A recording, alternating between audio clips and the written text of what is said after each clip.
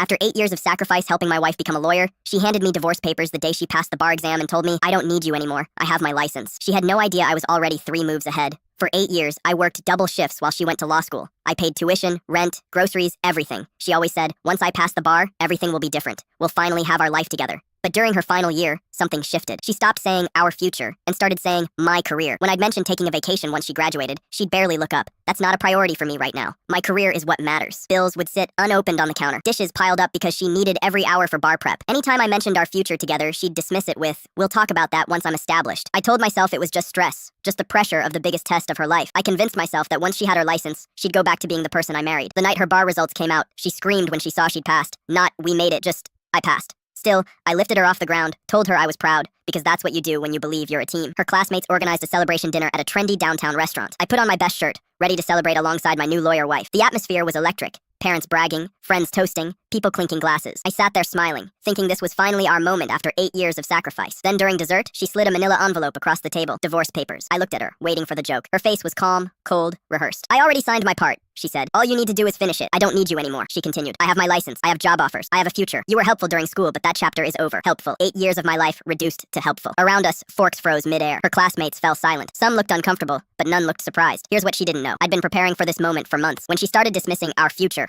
I quietly moved my belongings to a storage unit. My record collection, my tools, my grandmother's china. I opened a separate bank account and started funneling money there. The apartment, entirely in my name. The car she drove, my name, my account. Every utility, every bill, all mine. So when she handed me those divorce papers, thinking she was taking half of everything, she was actually claiming assets that were never hers. I pulled out my pen and signed right there at the table. Page after page, the scratch of ink the only sound in that silent restaurant. Her expression shifted with every stroke. She'd expected begging, fighting, a scene she could use against me. When I finished, I slid the papers back. Congratulations on passing the bar and on your divorce. That's it? You're not even going to— Why would I fight for someone who just called me dead weight? I stood up, smoothed my shirt, and walked out. Within a week, I'd moved to San Francisco. She thought she'd gotten the apartment. What she actually got was 4 walls with no power, no internet, and shut-off notices. Because everything was in my name and I'd already terminated the lease. She moved in with roommates, working 80-hour weeks for barely more money than I'd been making, staring down 6 figures of student debt she'd expected us to tackle together. Meanwhile, I bought a small house in San Francisco and met someone who actually chose me when she had options. For months, she tried everything to find me. Different phone numbers, showing up at my workplace, hiring a private investigator, stalking my family. I stayed silent. Finally, she tracked me down at Home Depot while I was loading lumber. She looked wrecked, dark circles, thinner, desperate. Please, she said. I made a mistake. The hours, the debt. It's too much. I gave up the best thing in my life. When you thought you'd be rich and successful, you tossed me aside,